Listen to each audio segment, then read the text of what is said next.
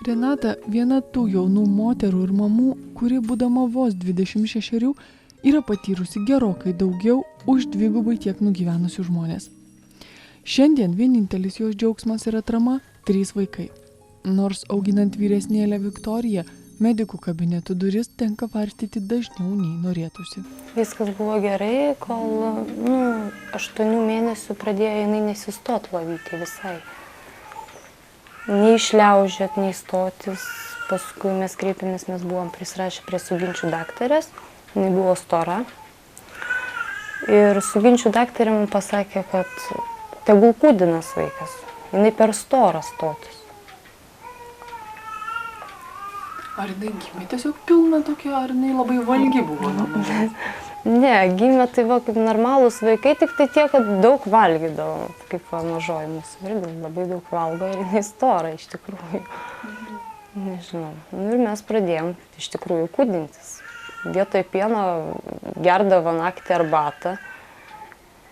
Suėjo į metai ir 2 mėnesiai, tada tik tai kreipėmės pas daktarus į neurologinį skyrių.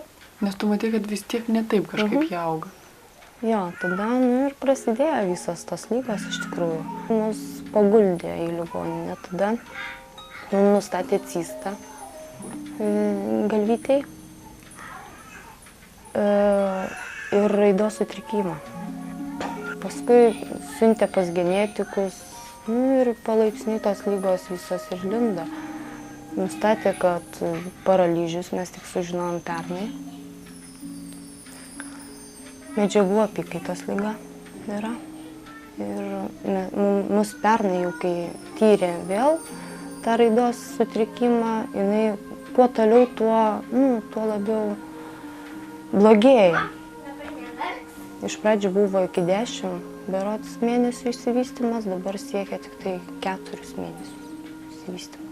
Šiandien Viktorijai jau 4. Su sveiku tokio amžiaus vaiku mama jau gali kalbėtis, tartis, net pajuokauti. Renatos mažylė negali ir nemoka nieko, ką galėtų daryti jos bendramžiai.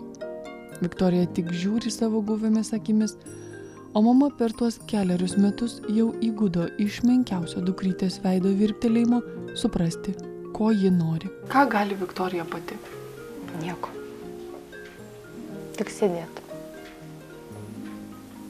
Sunkiai mokė sėdėti.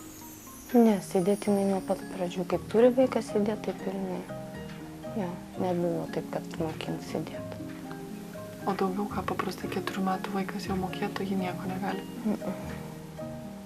Anksčiau galėdavo ir sausainį išlaikyti rankoje, valgyti ir buteliuką gerti, dabar ne. Sausainį jinai paima, atsikanda ir vėl numeta.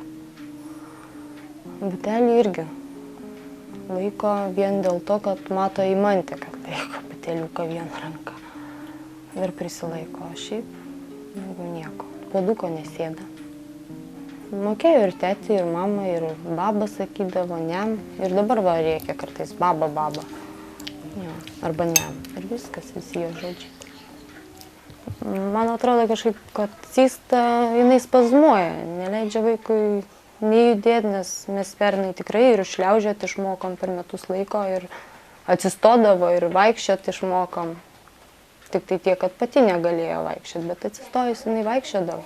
Tu laikydavo iš rankų ir jinai paeidavo? Jo, ir pačiai teko net atsisėdus šliaužt kartu su ją laikyti už nugaros, kad eitų.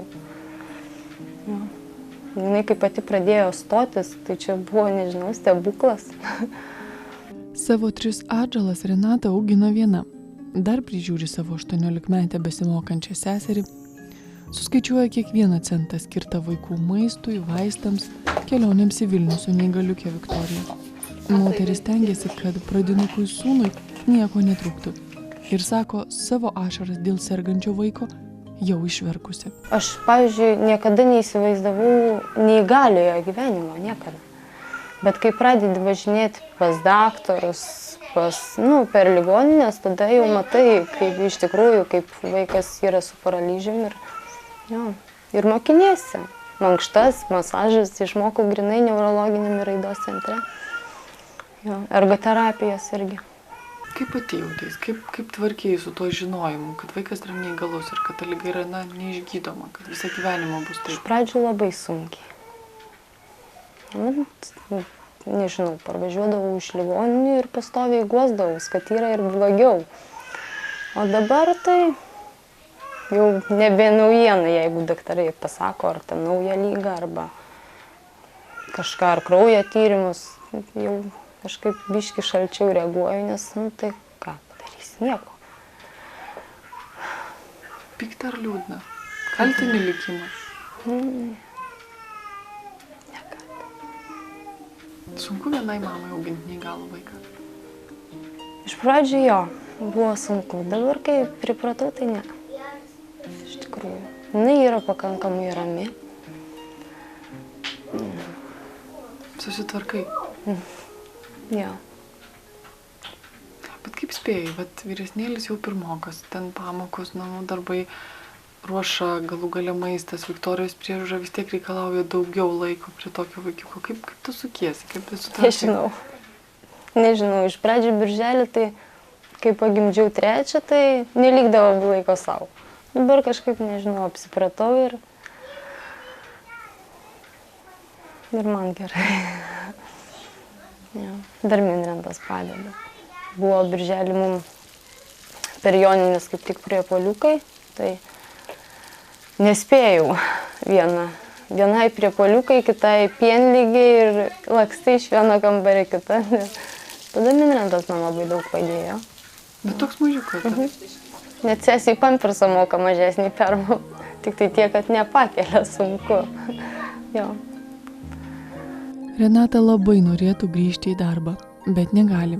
Nėra kam prižiūrėti Viktorijos. Mažyliai dėmesio ir slaugos reikia visą dieną. Jos nei minutei negalima palikti vienos. Dabar, kai neįgaliukė šalia savęs mato augančią kelių mėnesių sesutę, mama pastebėjo, kad ir ligoniukai ėmė mokytis iš mažosios. Kartoja judesius, labiau domisi žaislais. Tačiau tai, kad Viktorija visą gyvenimą ir liks silpnu bejėgiu žmogumi, Renata sako jau supratusi. Tik prasitarė, nebenorinti iš medikų išgirsti dar ką nors naujo. Kas kart, kai eini pas medikus, bijai išgirsti dar ką nors? Dabar ne. Nebijau. Nebesigazdini, kad gali dar kažką pasakyti? Ne. Paskutinį kartą bijojau pernai, kai genetikai pasakė, kad reikia daryti operaciją Viktorijai, raumenų biopsiją. Tada buvau išsigandus. Nes nežinau, nei ką čia reiškia, nei nieko. Visas ligas persiskaitau internete. Jo. Dabar turėtų irgi nustatyti Reto sindromą gruodžio mėnesį.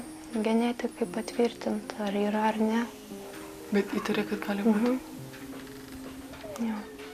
Skaičiau truputį, serga mergaitės, labai reta liga. Vaikas kandžiotis gali pradėti save žaloti ateityje. Pernai jau pradėjo vaidentis, kad taip ir daro, nes pernai įtarė jau. Kodėl nevedė darželį jūs? Nepriima. Dėl to, kad negali? Taip. Čia pas mus Molėtuose yra 2 darželiai. Vienas mieste, vienas čia netoli. Bet buvau abiejuose, nepriėmė. Tokios grupės nėra čia. Nors raidos centras liepė vesti darželį. Tada pasiskambinau iš psichologijos, gavau numerį. Pasiskambinau iki Jėlių specialų darželį. Mūsų nepriėmė. Per maža. Nuo kelių metų ten priėmė? Nuo 6. Su nerimu ir baime Renata gyvena kasdien. Dabar jau stipresnė, susako moteris. Daug ko išmokau. Toks gyvenimas. Mano vaikai, mano rūpestis. Nieko nekaltinu dėl to, kad man dabar sunku. Tokia Renata pasirodė ir mums. Stipri, atkakli ir be jokių ašarų. Tik mamos taip gali. Stiprios mamos.